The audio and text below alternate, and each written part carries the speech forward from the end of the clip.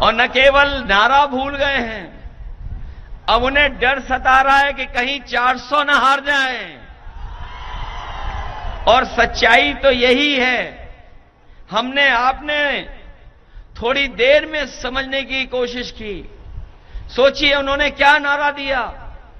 नारा दिया 400 पार।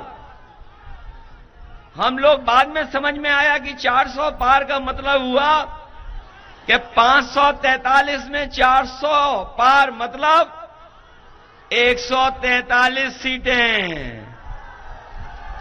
400 हार मतलब 143। और सच्चाई तो यह है कि जनता का गुस्सा 7वें आसमान पे पहुंच गया है और 140 करोड़ की जनता इनको 140 सीटों के लिए तरसा देंगे। और सुना है कि अब वो दूर कहीं चले गए हैं। सुना है परिणाम आने से पहले ही दूर चले गए हैं, कहीं तपस्या के लिए दूर चले गए हैं। क्योंकि उन्हें भी तो कहना है आखिरी में जब परिणाम नहीं आएगा कि हमारी तपस्या में कुछ कमी रह गई थी। इसलिए साथियों, मैं आपसे निवेदन और अपील करने आया हूं। इन्होंने 10 साल में हर बात झूठी बोली है। इनका हर वादा झूठा निकला है। कहां कभी कहा था कि किसानों की आय दोगुनी हो जाएगी, लेकिन आज जब हमारा किसान अपना हिसाब किताब लगाता है तो उसकी आय दोगुनी नहीं हुई है। जो लागत बढ़ी है उसके कारण आज हमारा किसान संकट में चला गया। न केवल किसान संकट में गया है, बल्कि उनके सामने ऐसा संकट पैदा किया है कि अगर सरकार चाहती तो उनकी मदद हो जाती, लेकिन इस सरकार की नीयत में नहीं था मदद करना। इन्होंने जब कर्ज माफ करने का फैसला लिया तो बड़े बड़े उद्योगपतियों के लिए नियम बनाया और नियम यह बनाया कि 5 करोड़ से ऊपर जिनका कर्ज है उन्हीं का कर्ज माफ होगा। हमारा किसान, हमारा गरीब और हमारे गांव में रहने वाले लोगों का तो कर्ज हजारों या लाखों में है। इन्होंने ऐसा नियम बना करके हमारे गरीबों किसानों को धोखा देने का काम किया। 26 लाख करोड़ के लगभग इन्होंने देश के बड़े बड़े उद्योगपति, कारोबारी, कारखाना चलाने उनका कर्ज माफ कर दिया। लेकिन आज महाराजगंज में हम लोग भरोसा दिला के जा रहे हैं कि अपने किसान भाइयों को भरोसा दिला के जा रहे हैं कि 4 जून के बाद जब सरकार बनेगी तो अपने किसानों का और गरीबों का पूरा कर्ज माफ होगा। और जिस दिन परिणाम आ रहा है आप जानते होंगे, 4 जून को मंगल है और मंगल ही हो जाएगा उस दिन। 4 जून को है कौन सा मंगल है कि नहीं है? मंगल होने जा रहा है। और जिन्होंने कहा था कि अच्छे दिन लाएंगे, वो अच्छे दिन तो नहीं ला पाए हैं, लेकिन 4 जून को जब हारेंगे तो देश के सुनहरे दिन होंगे, हमारे आपके खुशियों के दिन होंगे। और 4 जून को न केवल सरकार बदलेगी, बल्कि बीजेपी के मित्र मंडली बदलेगी। 4 जून को मंगल के दिन न केवल मित्र मंडली बदलेगी, मंत्रिमंडल बदलेगा और मीडिया मंडल भी बदल जाएगा। और मीडिया वालों के लिए भी 4 जून खुशखबरी वाला दिन है। इनके लिए भी आजादी का दिन है। उस दिन ये भी आजादी मनाएंगे। बताओ आप लोग आजादी मनाओगे कि नहीं मनाओगे? चेहरे से तो लग रहा है कि अभी से ही ये खुशी मनाने लगे हैं। और मुझे जनता का समर्थन तो दिख ही रहा है, लेकिन हमें अपने प्रेस के साथियों का भी समर्थन लग रहा है। इसका मतलब यह हुआ कि महाराजगंज इस बार पलटने जा रहा है, बदलने जा रहा है, वीरेंद्र चौधरी जी को जिताने जा रहा है। जहां हमारे किसान के सामने संकट पैदा किया, वहीं हमारे नौजवान जानते होंगे कि बड़ी मेहनत के साथ इन्होंने तैयारी की। बड़े कोचिंग कर करके और इन्होंने परीक्षाओं की तैयारी की। जब भी ये लोग परीक्षा देने गए और घर लौट करके आए तो पता लगा कि जो परीक्षा लिख करके आए उसका पेपर रद्द हो गया है, पेपर लीक हो गया है।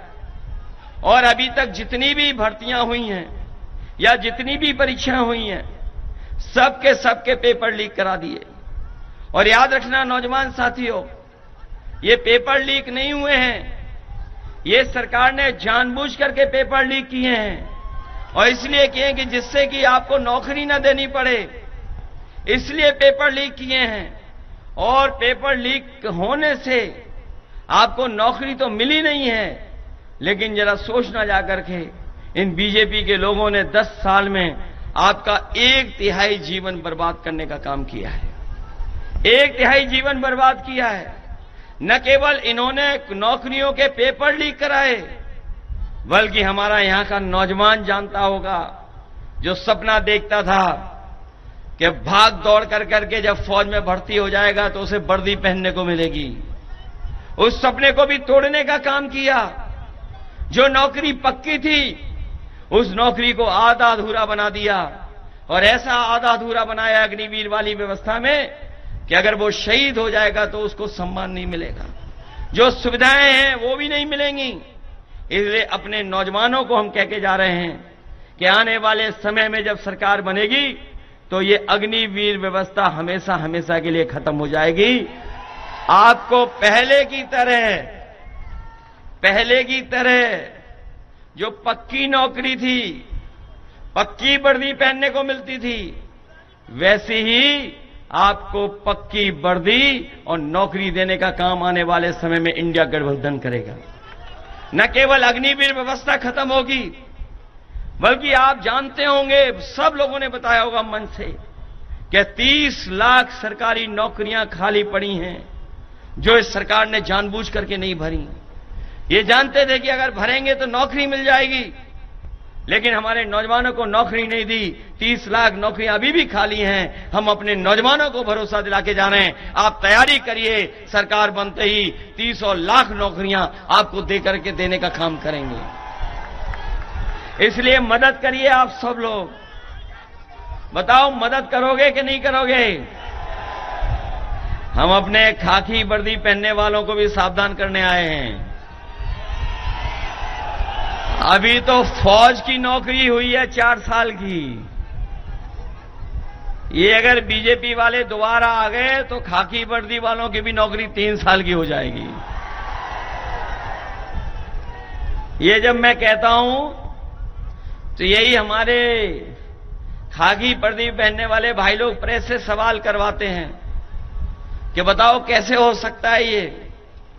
तब मैं प्रेस के लोगों को जवाब देता हूं कि बताओ आपको क्या पता था कि बैंकें बिक जाएंगी? क्या आपको पता था कि रेलवे स्टेशन बिक जाएंगे? क्या आपको पता था कि हवाई अड्डे बिक जाएंगे? क्या आपको पता था कि सरकारी नौकरियां संविदा पर आउटसोर्स में चली जाएंगी? क्या आपको पता था जीएसटी लागू करके आपको महंगाई का सामना करना पड़ेगा? क्या आपको पता था कि आधी रात नोटबंदी हो जाएगी? जब आपको नहीं पता था तो हो सकता है भारतीय जनता पार्टी की सरकार आए तो फौज की तरह, अग्निवीर की तरह हमारे खाकी वर्दी पहनने वालों की भी नौकरी ये 3 साल की कर दें। इसलिए सावधान हो कि नहीं हो?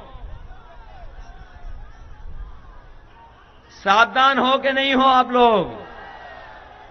मैं आपसे सावधान भी करने आया हूं, वहीं आपको याद दिलाने आया हूं। बताओ बोरी की चोरी हो गई कि नहीं हो गई?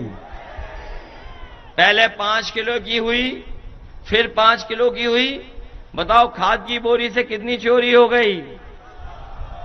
10 किलो की चोरी हुई कि नहीं हुई? कभी कभी मैं सोचता हूं ये बोरी की चोरी कहां से सीखे हैं। तब हमें याद आता है ये पार्ले जी के बिस्किट पैकेट से सीख के आए हैं।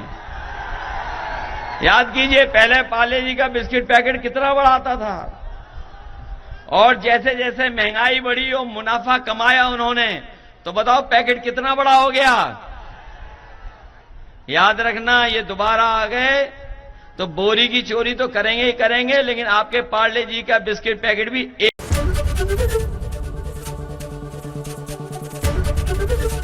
एबीपी गंगा, खबर आपकी, जुबान आपकी।